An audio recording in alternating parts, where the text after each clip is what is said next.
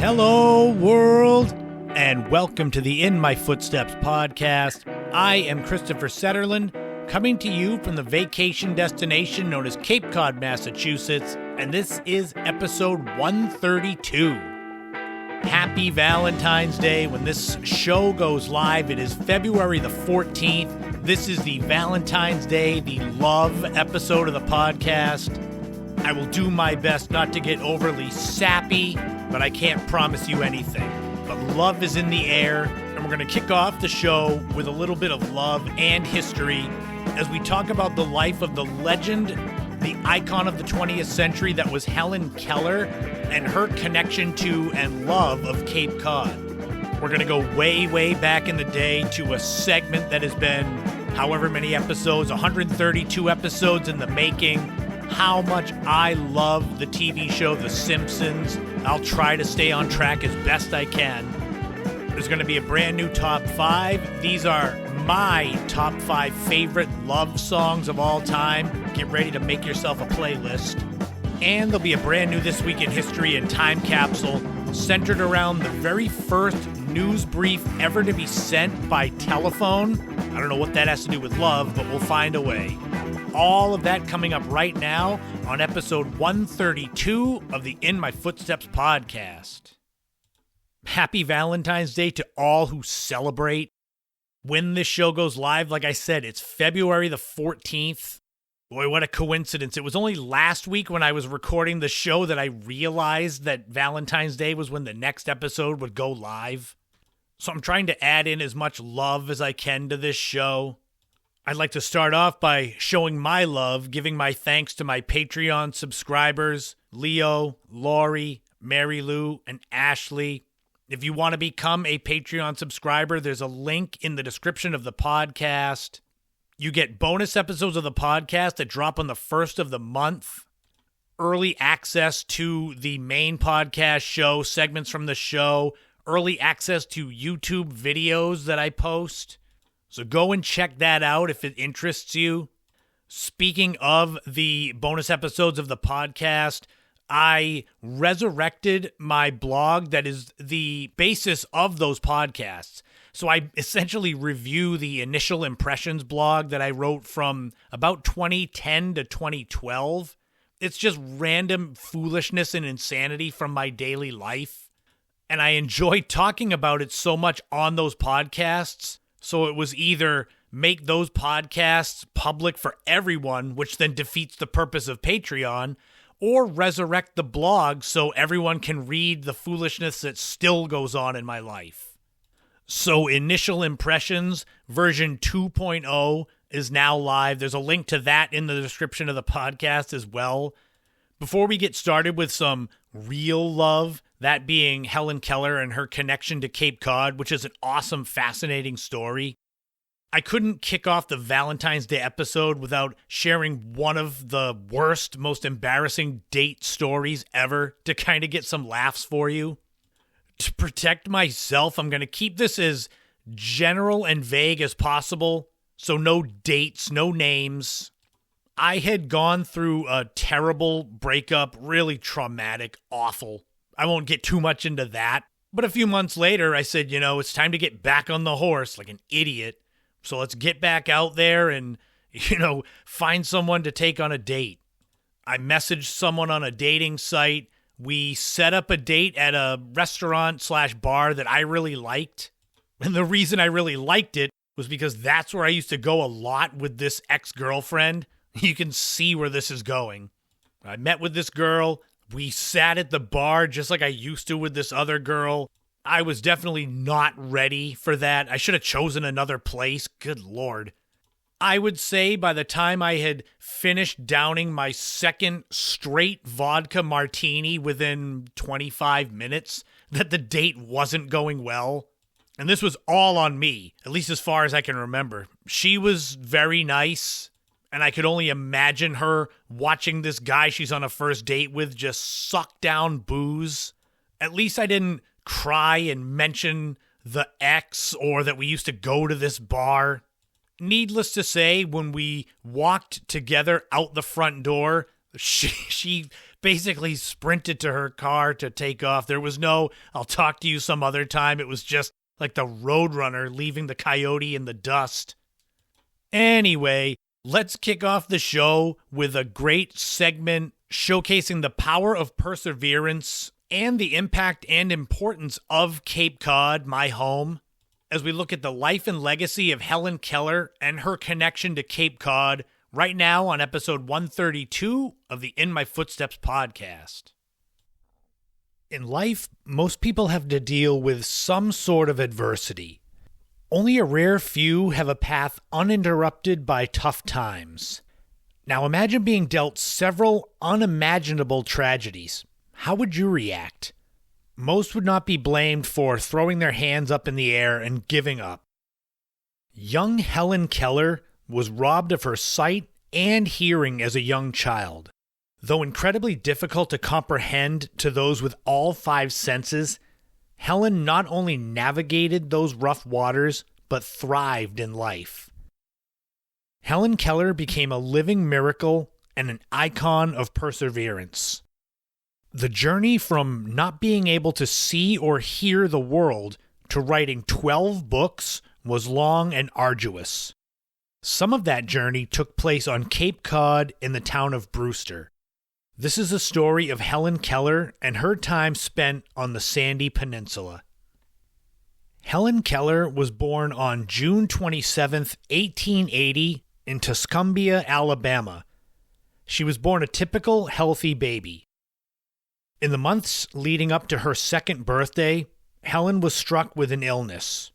It is uncertain if it was scarlet fever, meningitis, or something else, but the results were catastrophic. Barely a toddler, Helen was rendered both blind and deaf. Early childhood was tough for Helen. She had no formal education and was prone to fits of anger due to not being able to communicate. Without sight or hearing, she also did not speak. Therefore, Helen developed home signs to convey her needs and wants. It was clear to her family that Helen was extremely intelligent and simply needed a teacher to be able to help her reach her potential.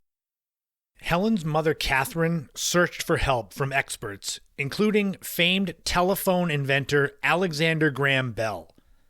Ultimately, Catherine was referred to a teacher named Anne Sullivan.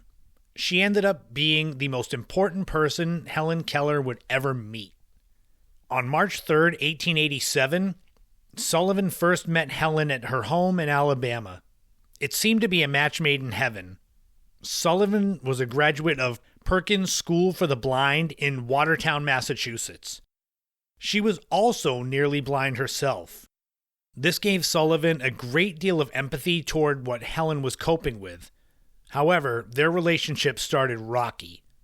During the first few weeks of their relationship, Helen kicked, bit, and pinched Sullivan, even knocking one of the teacher's teeth out. She could have easily given up on Helen, but she didn't. Through patience and consistency, Anne Sullivan began to earn Helen's trust. Sullivan taught Helen the alphabet by drawing letters on Helen's palm. This included giving Helen a doll and spelling D-O-L-L into her hand. Within a few weeks, she had begun to understand. The key turning point was when Sullivan spelled W-A-T-E-R while also pumping water over Helen's hand. From there, it was off to the races. Helen wanted to learn as many words as possible. A year was spent working at Helen's home in Alabama. In May 1888, Sullivan brought Helen to Perkins School for the Blind. This was where Keller learned to read Braille and also type with a specially made typewriter. Helen learned 1,500 words within a year thanks to the help of Anne Sullivan and the Perkins School. Her miraculous achievements began to be chronicled in newspapers nationwide. It was in 1888, while studying at Perkins, that Helen Keller's connection to Cape Cod came to be. During her own studies at the Perkins School, Anne Sullivan met Brewster, Massachusetts resident Sophia Crocker Hopkins. Hopkins had gotten a job as a house mother at Perkins after the tragic death of her daughter Florence in 1883. A sea captain's widow, Sophia brought Sullivan home with her to Brewster during the school's summer break to stay at her home located at 1491 Main Street. Sullivan fell in love with the Cape and wanted to share its majesty with young Helen. In July of 1888, Sullivan brought 8-year-old Helen down to Cape Cod for the first time. The pair stayed with Sophia at her boarding house in Brewster. It was during this initial visit that Helen first ventured to the sea. She took a series of sandy paths along with Anne to the area of present-day Breakwater Beach. In her first autobiography, The Story of My Life, written in 1903, Helen wrote that her first encounter with the ocean was a mixed bag. She was enraptured by the smell of the salty air and fascinated by the sheer enormity of the ocean. Helen admitted that she could sense how big it was. The 8-year-old jumped into the water full of exuberance. It was then that her foot struck a rock and plunged her underwater. Though she was never in danger, the experience did make her timid around the mighty ocean. Fortunately, by the end of her time on Cape Cod that summer, Helen was firmly in love with the ocean again. She even wrote in her autobiography a story of Anne bringing her a horseshoe crab and her amazement at it. It was during this first visit to Cape Cod that a famous photo was taken. A local photographer named Cornelius Chenery snapped a brilliant photo of young Helen sitting in a chair and cradling a doll that had been given to her by Sophia Crocker Hopkins. Kneeling beside the child is Anne Sullivan, looking on with what can only be described as pride. Throughout their time together, Anne would take up that role of beaming with pride at Helen's achievements from the background. The first trip to Cape Cod was such a joy that Sullivan brought Helen back in May 1890 for a week's stay. Again, they stayed with Sophia on Main Street in Brewster. The local newspapers heaped praise on Keller upon her return. At that point, they remarked that her vocabulary was north of 3,000 words. She could also recognize people she knew by their scent or even the clothes they wore. The most spectacular news relayed in the article was Helen learning to speak herself.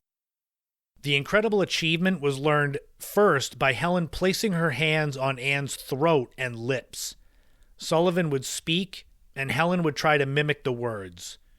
Not only did she speak, but she did an interview. It was here that Helen spoke to a stranger for the first time in her life. In time, Helen would also be able to hear music as well. The next time Helen Keller visited Cape Cod was in July 1894. She and Anne Sullivan stayed with Sophia for much of the summer. However, by this point, 14-year-old Helen was somewhat of a national celebrity due to her incredible achievements despite tremendous adversity. This could not have been made more evident than when a reception was held in her honor. It was no ordinary reception. This was a party thrown by First Lady Frances Cleveland, wife of then-President Grover Cleveland, at their summer White House known as Gray Gables, located in Bourne. Over her lifetime, Helen Keller went on to meet every United States president from Cleveland to John F. Kennedy. Anne and Helen continued to visit Sophia in Brewster, including in 1896 and 1897. In August 1903, Helen brought her mother Catherine with her to visit Sophia in Brewster. This was due to the fact that in 1901, Anne Sullivan suffered a major stroke that had left her completely blind, and she was still recovering. 1904 saw Helen graduate from Radcliffe College in Cambridge, Massachusetts. Her friend Mark Twain had introduced Helen to the Standard Oil magnate Henry H. Rogers.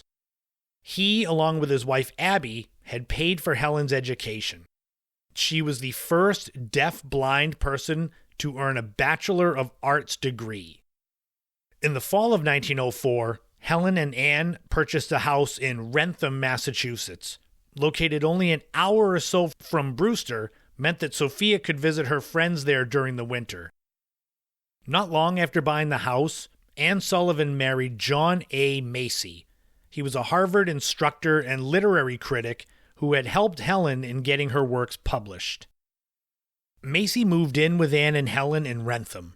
He even joined them in staying at the then-new Iano House Hotel on Main Street in Hyannis in September 1908. However, the marriage would soon begin to fall apart. That said, the couple would never officially divorce. Anne Sullivan's health began to trend downward. Helen Keller's celebrity and drive for social causes, including disability rights and women's suffrage, only grew. This meant that visits to Cape Cod ended after the final trip in 1908. Helen remained in the spotlight on the Cape, though, just in the form of numerous newspaper articles written about her amazing achievements. Sadly, Anne Sullivan passed away on October 15, 1936, at the age of 70. She and Helen had been inseparable for 50 years, and Helen was there with her at the end.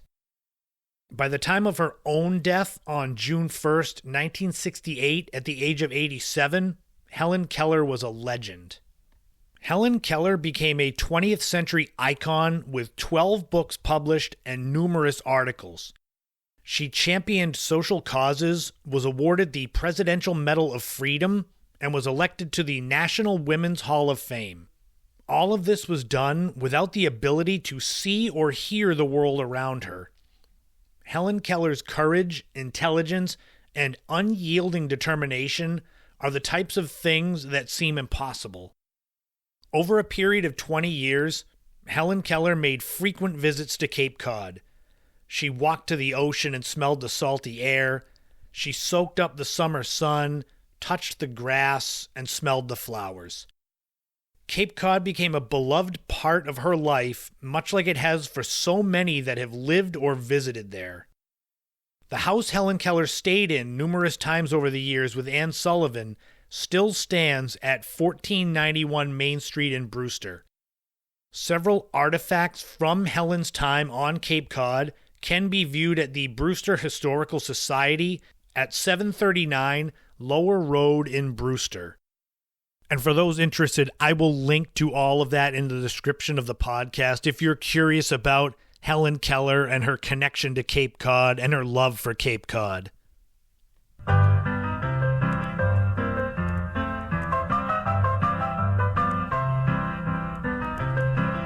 This week in history, we are going back 147 years ago to February 12th, 1877, and the very first news brief ever to be sent via telephone. In the 2020s, with 24-hour news cycles, people being able to share news briefs via email, text, it's hard to remember or imagine a day when news wasn't readily at your fingertips. With the invention of the telegraph in 1837 and its increasing popularity through the decades after, news got a little bit easier, where you'd probably have stories that had happened a day, 2 days, 3 days before, rather than earlier where the news would be a week before or more. Alexander Graham Bell invented the telephone in 1876, so it didn't take that long for it to become a part of news. And interestingly, this first news brief sent via telephone happened in Massachusetts, from Salem to Boston, for the Boston Daily Globe. It happened on February 12th, 1877 at 10:55 p.m., and the message was sent from Salem via Alexander Graham Bell himself to talk about the telephone. It had to do with a lecture at the Essex Institute where 500 people were, and Alexander Graham Bell was talking about the telephone, the interest of it in the scientific world. So it was monumental in that it was the first news brief via telephone, and monumental because it was talking about the telephone, that is one of the most important inventions maybe ever for streamlining communication. And after Alexander Graham Bell got done with his lecture in Salem, on the Boston end, someone played an organ, and they played Should Old Acquaintance Be Forgot and Yankee Doodle. Now, I think Should Old Acquaintance Be Forgot is Old Lang Syne. But in this newspaper article from 1877, that's what they called it. People were amazed at the sound quality coming through the telephone receiver, saying it could be like they were in the next room. You could hear singing, you could hear coughing, you could hear questions being asked in Salem. Even though this was an unbridled success, an interesting note is that the lines that were used for the telephone signal actually belonged to the Atlantic and Pacific Telegraph Company, which I guess makes sense that telegraph, telephone, they could be on the same wires. And it went from telephone communication between Salem and Boston, which was 18 miles, to then further and further distances, to the point that today, long-distance calls, I don't even know if those are a thing anymore, really. You remember even 20 years ago, you'd have to make phone calls later at night because long-distance rates were lower. So it was a dawning of a whole new age, not just for news, but for the world in general. And for all of the bad that's out there today with communication, with social media, it is a huge advantage to have breaking news at your fingertips almost as soon as it's happening in real time. And that first ever news brief sent via telephone, a lecture by Alexander Graham Bell in Salem to Boston, Massachusetts, happened 147 years ago this week in history. And now it's time for a brand new time capsule. We're not going back quite as far as that first news brief, but we're going back 45 years ago today, Valentine's Day, 1979. Let's see what was going on the most romantic day of the year in pop culture. The number one song was Do You Think I'm Sexy by Rod Stewart. This was off of his album Blondes Have More Fun, and it captured the disco era where a lot of mainstream pop rock artists dabbled a little bit into disco. I mean, even Pink Floyd in 1979, Another Brick in the Wall, has a definite disco beat to it. The song went to number one for 4 weeks, and it's one of 4 number one songs that Rod Stewart has had in his career. The number one movie was Superman, and you could get into the theater with an average ticket price of $2.34. This is the original, Superman the movie, Christopher Reeve as Superman, Gene Hackman as Lex Luthor. This was a huge part of my childhood because Superman and part 2 and 3, and, well, not much part 4, but the 3 were good, even with Richard Pryor. This movie made just over $300 million on a budget of $55 million. When adjusted for inflation to 2024, its box office is just over $1.4 billion, so it was huge. And it's 94% fresh on Rotten Tomatoes, so if you haven't seen this, I mean, I highly recommend it. If you like any of the Marvel movies, the DC movies that are out today, check out the original Superman. The number one TV show was Mork and Mindy. This was the launching vehicle for Robin Williams, the legend of comedy, as Mork from Ork, the alien. He lands in an egg outside of the home of young journalism graduate Mindy, played by Pam Dauber. If you haven't seen Mork and Mindy, watch it for the antics of Robin Williams. You could see, even hear, that he was meant to be one of the greatest comedians ever.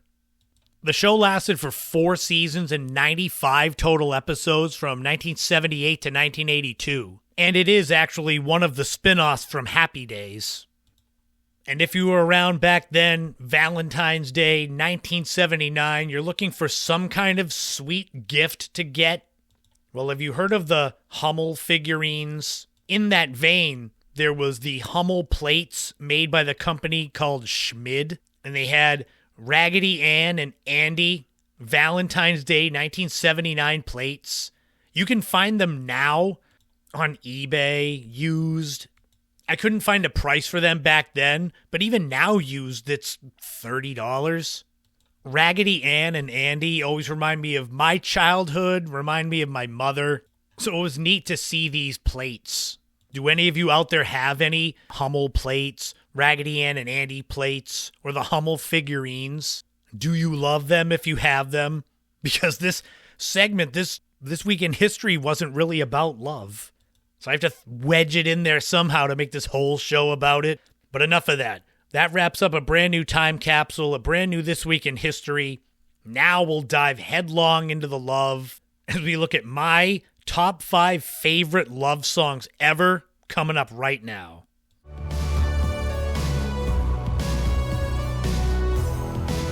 Valentine's Day and love songs. They go together like peanut butter and jelly. One of the most no-brainer segments that I could come up with for this Valentine's Day episode of the podcast was ranking my top 5 favorite love songs. I think some of these you will agree with, some of these you will not agree with. I just know that's how it's going to be because it's my opinion top 5. These all remind me of certain people, relationships, and they basically all give me good memories. I wouldn't put any in the top 5 that make me upset. I'm sure if you pause the podcast and think for a few moments, you'll think of your favorite love songs. But let's just get started with mine.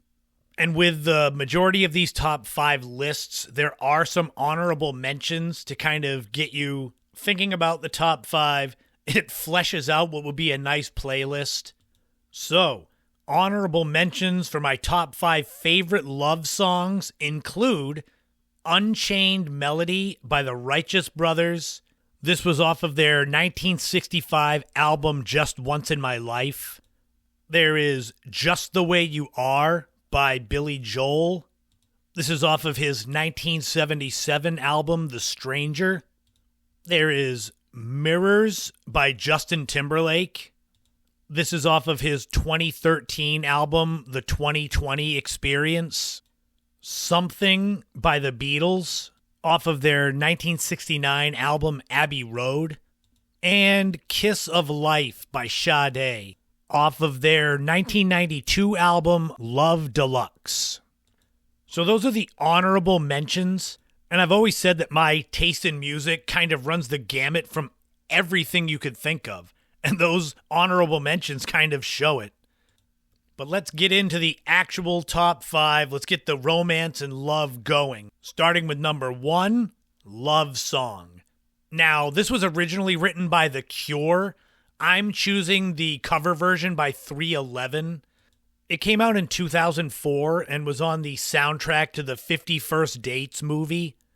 I chose this because it reminds me of a certain person, and this person I would pretty much say was the mountain peak as far as my relationships go in my life. I met her and knew her when this song was out. We were actually sitting in the lobby of a restaurant waiting for our table, and I can still vividly remember it from 2004 where she rested her head on my shoulder and this song was playing in the background, and there you go. This song is imprinted in my mind forever. And like I said, thus far, this person that this song reminds me of has been my peak as far as romance and relationships go. Hopefully there'll be a higher peak, but as of right now, she is. Number 2 is All My Life by Casey and JoJo, part of the R&B group Jodeci, for those that remember the early 90s. This song was off of their 1998 album Love Always. This is a hugely popular wedding song, nice slow dance song, all about finally finding that certain special someone that you've been looking for forever and just hoping that they feel for you what you feel for them. For me, this song is less reminding me of a certain someone and more of that wishful thinking of finding someone that this song could then be relevant to. But I guarantee you, there's at least a few of you out there that have played this song at your wedding. Number 3 is Woman by John Lennon. This was off of his 1980 album Double Fantasy. It's kind of a makeup song after a fight, apologizing for something that he had done, realizing how important the relationship was to him. For me, when I was in my poetry/songwriting days, this was the love song I wish I could write. And of course, with this being my picks for the top 5, you're probably thinking John Lennon's got a few other better love songs, maybe. I mean, he's got two, one named Love and one named Oh My Love. But there's something just gentle and free and reassuring kind of about this, where even if you screw up in a relationship, if you mean it and you try, you can make up. Because some people, me included, have that fear of needing to be perfect, that you fear making mistakes. So a good make-up song is something good to hear. Number 4 is Patience by Guns N' Roses.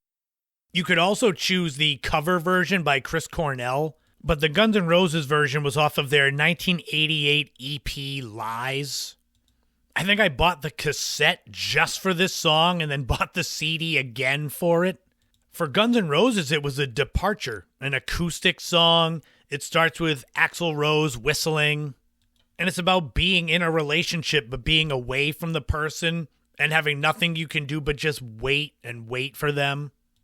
When I was in middle school, this song would make me think of this girl that she used to come down with her family during the summer. They had a house diagonally across the street from me, but I'd only see her for a few days, a few weekends in the summer. So this song would be what I would think of during the winter and spring. At the time, it seemed very appropriate. And maybe if we had ended up like Jenny and Forrest Gump, like my mother wanted, it would be even more appropriate. But it's still a great song. And yes, I do think to the fact that my mother said she wanted me and this girl to be like Jenny and Forrest Gump. And I'm like, wait, Forrest? Wasn't he kind of, like, what did you think of me? And finally, number 5 on the list of my top 5 favorite love songs is As by Stevie Wonder. This was off of his 1976 album, Songs in the Key of Life. For me, this is the definitive Stevie Wonder love song, but you may think of others. I Just Called to Say I Love You, Overjoyed, Ribbon in the Sky, Isn't She Lovely? I mean, there's tons. Knocks Me Off My Feet, that's a lesser known one. This one makes me think less of a romantic relationship and more of family. And maybe that's just me, where you think for the most part, no matter what happens, you'll always be there for your family. And yeah, there's times when the fires get colder and you drift a little bit away. But I know the majority of people in my family that if they needed me, I'd be there. Majority. And this is a beautiful song. It's a long song. It's like 7 minutes. It gets rolling and you just want it to keep going forever. Because I don't want to risk copyright infringement on the podcast, when I make this segment into a video for YouTube, I will put links to all of these songs in the description so you can listen to them if you're not sure of them. But that wraps up my top 5 favorite love songs. How many of these do you agree with? How many of these are you like, wait, what? Because for me, I look at them, I'm like, no, everyone should like all these songs. But I hope those of you that are celebrating Valentine's Day have your own love song playlist ready on cue on Spotify. Because love is love. Whatever you like, you like.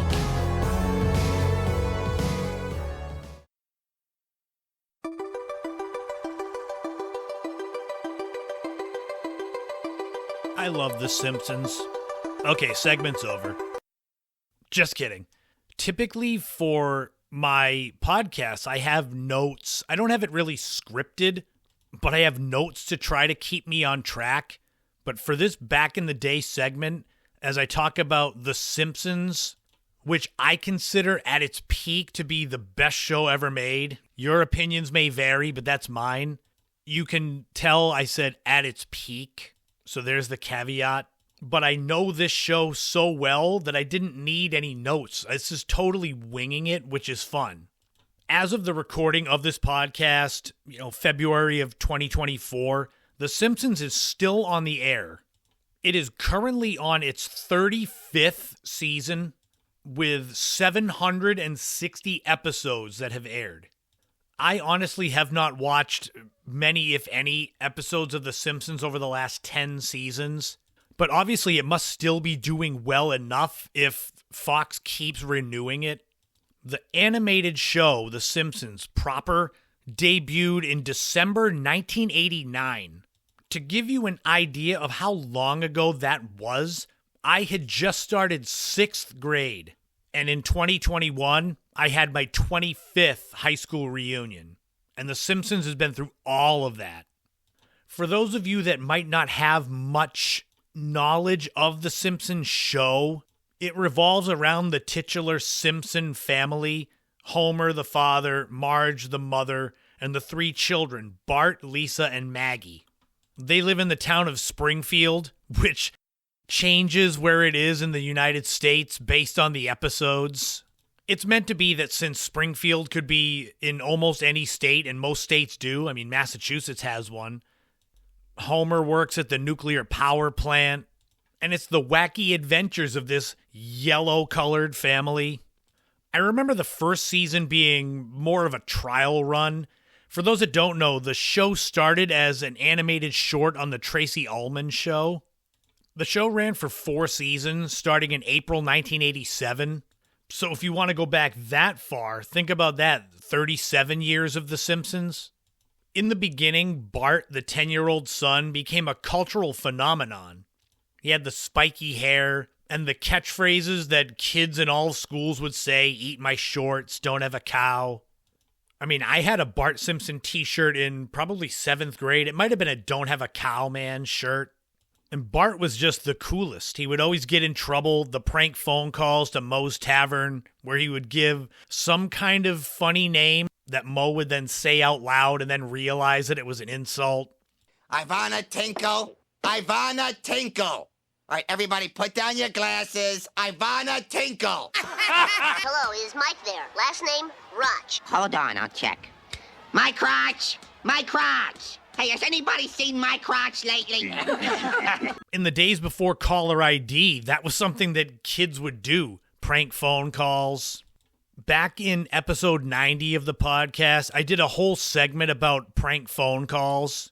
They may or may not have been influenced by Bart Simpson calling Moe on The Simpsons show. In the beginning, The Simpsons was a little more grounded in reality, as much as it could be. They'd have normal problems, Bart having problems in school, Homer having trouble at work because he's stupid. But as the years went on, the problems became way more wacky, and it was mostly in a good way, where the problems would be just insane. It would go from Homer trying to be a good employee at the nuclear plant to Homer going to clown college or fighting with President Bush that moved in across the street. What was great about The Simpsons, especially in the peak years through season 12 or 13, or some of you might say up until the movie came out. I mean, some of you might say it's at its peak now. But the episodes were always rewatchable. You might miss jokes that were there, things in the background you missed. Because as the episodes went on, and the show had dozens, then hundreds of episodes, they really were able to flesh out the town itself and all of the characters in it. I mean, how many shows can you think of in history that have dozens and dozens of characters that are important to the show? All these ones like Ned Flanders or Moe Szyslak or Barney Gumble or Mr. Burns and Smithers, Chief Wiggum, Principal Skinner. And you know I could just keep naming them, and there are some of you out there probably naming other ones that I'm not saying right now, and that's the strength of the show.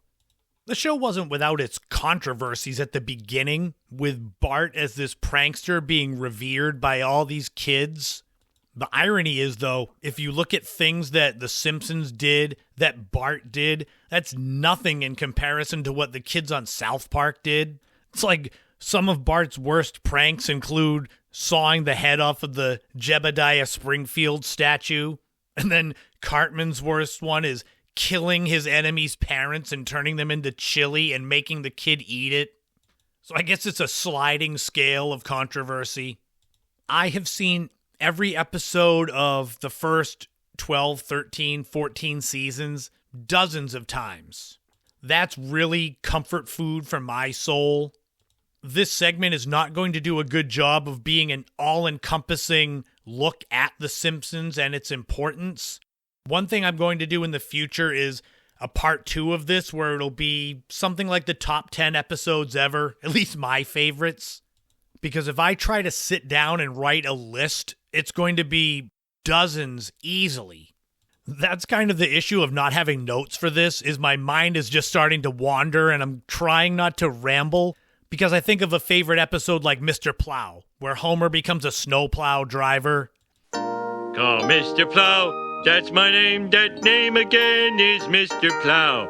And then his friend Barney also becomes one called the Plow King, and they're in a rivalry.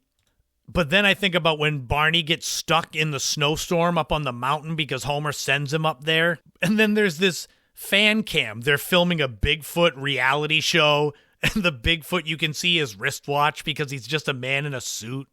But they pan over and there's Barney reading a map. And for those that know the show, Barney's big thing is he's on and off alcoholic, but he always burps really loud. And so the scene shows him burping and it causes an avalanche. I'll have to go watch that show when I'm done recording this. But that's the great thing. Another great thing about The Simpsons is there's great episodes, great characters, there's great moments. I could go and find various clip videos from YouTube, best of a certain season, that are 10, 12 minutes, and it just makes my day. As the years went on and the show got more popular, then it became something where everybody who was anybody wanted to be a guest on the show. You went from having Dustin Hoffman as a guest star on season 2 but not using his real name, and Michael Jackson being on there as a guest star on season 3 but not using his real name, to then shows being based around these celebrities.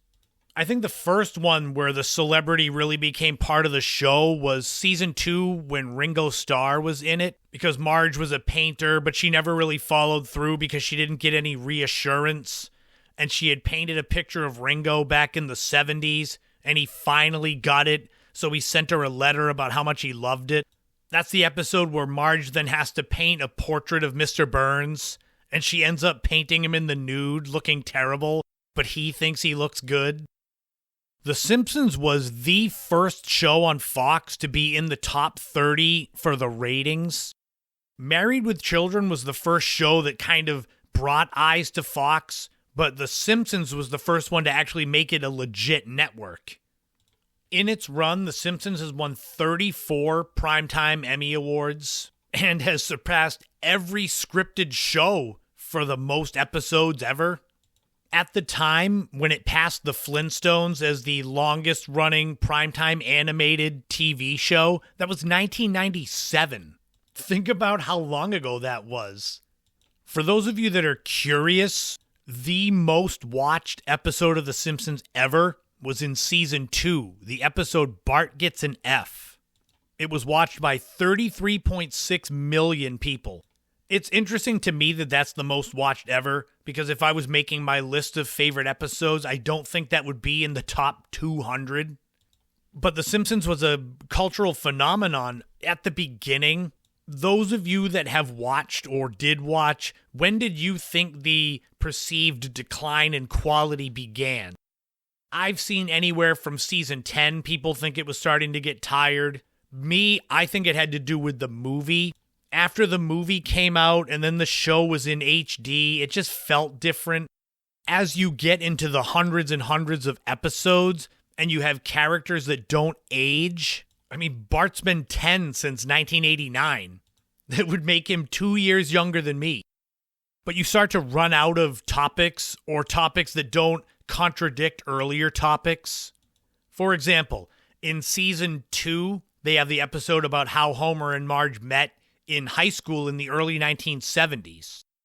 But then you have later on in season 19, where they look back at Homer being in a grunge band in the 90s, which would mean he was either a baby or not even born when he was supposed to have met Marge in high school in the early 70s.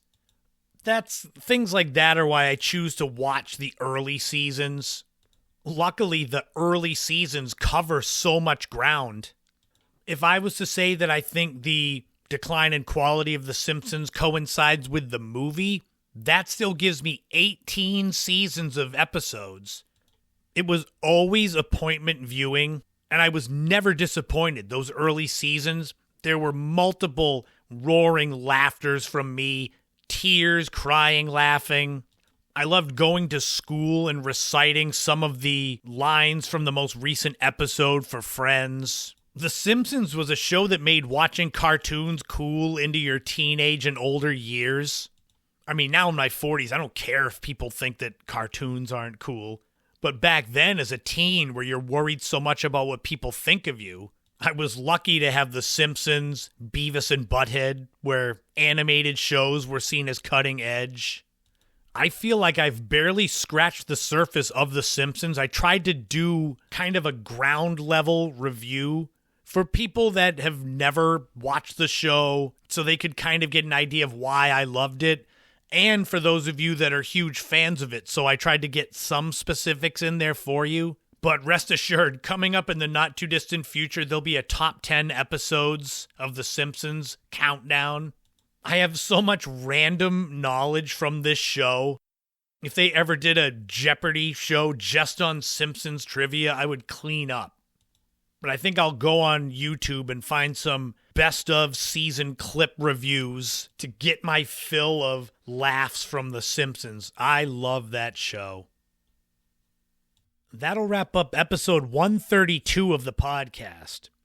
I hope you enjoyed the love that I shared today. I hope Valentine's Day is great, was great if you're listening to this in the future. I appreciate all of you that tune into the show, that share it, that leave reviews and ratings, because I've learned that I can say this podcast is great, I can market it, I can work hard on it, but it means more when people who listen share it. And I promote my Patreon or the subscriptions on Buzzsprout, but if that's not something that's feasible, becoming a paying subscriber, then sharing this and getting the word out, it means every bit as much, if not more. Next week will be episode 133 of the podcast. There'll be no love on it at all. I'm kidding. It'll be good. It just won't be quite as sappy and full of love. I know not everyone's into that. If you enjoy the podcast, if you enjoy my content, go and become a subscriber to my YouTube channel. I'm sharing videos up there, typically 2 a week. I try segments from the podcast that I turn into video segments that I try to make engaging, visually appealing, to attract a broader audience over there as well. I'm getting closer to the threshold of subscribers where I could monetize that channel, so I'm really trying to get there. So if you subscribe, you're getting me towards that goal. Find me all over social media, Instagram, Threads. I've got a Facebook fan page. Like I've said, I've thought about doing some kind of a group, but I know doing those things, it's a lot of work to add to my plate. I don't want to create a group for the podcast and then never put anything in it, so then it's a waste of time collecting cobwebs. Go check out my blog, Initial Impressions 2.0, that has just started.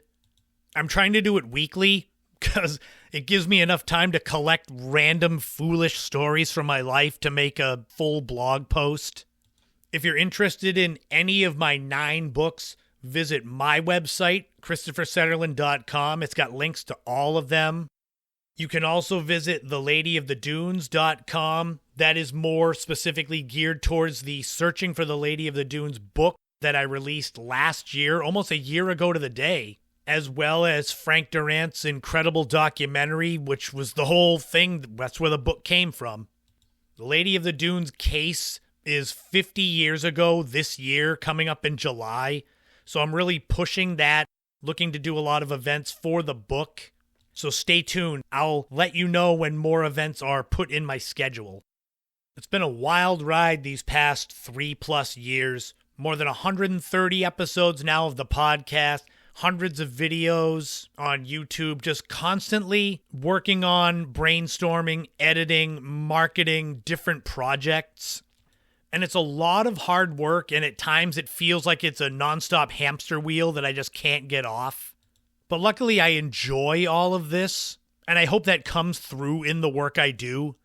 I hope that as you're listening to the podcast or watching videos on YouTube, that you can see that even if my videos aren't as spectacular as these people that have 5-6 million subscribers, that I'm putting all of what I have into them. I don't know if it makes them better, but I'll keep going, keep improving, keep working on my craft. Because that's all you can do is try to be better than the day before. Don't ever compare yourself, your journey, what you're doing to anyone else but you from yesterday. I say that a lot to people that I train as motivation, and it's reality. There's always going to be someone stronger, faster, smarter, making more money. That doesn't matter. You just want to be better than you from the day before. Then you're improving. And as you improve yourself, you improve the world around you. A big way that you can do that is by taking care of your mental health. Comparing yourself to only yourself will make you feel better about yourself. I could easily look at the podcasts that get hundreds of thousands of downloads per episode and feel bad. But all I have to do is look back at my first handful of episodes and how much this show has come from there and how much I've learned, and it makes me feel great. So take care of your mental health. Stay warm if it's cold where you are. This is the last full month of winter. Soon enough it will be spring. I mean, not on Cape Cod. Spring is basically 45 and cloudy with drizzle until the end of May, but still, it'll say spring on the calendar. And remember, in this life, don't walk in anyone else's footsteps. Create your own path and enjoy every moment you can on this journey we call life, because you never know what tomorrow brings. Enjoy Valentine's Day. Share the love, spread the love 365, not just on Valentine's Day. And I'll be back next week. This has been the In My Footsteps podcast. I am Christopher Setterlund. You already knew that. And I'll talk to you all again soon.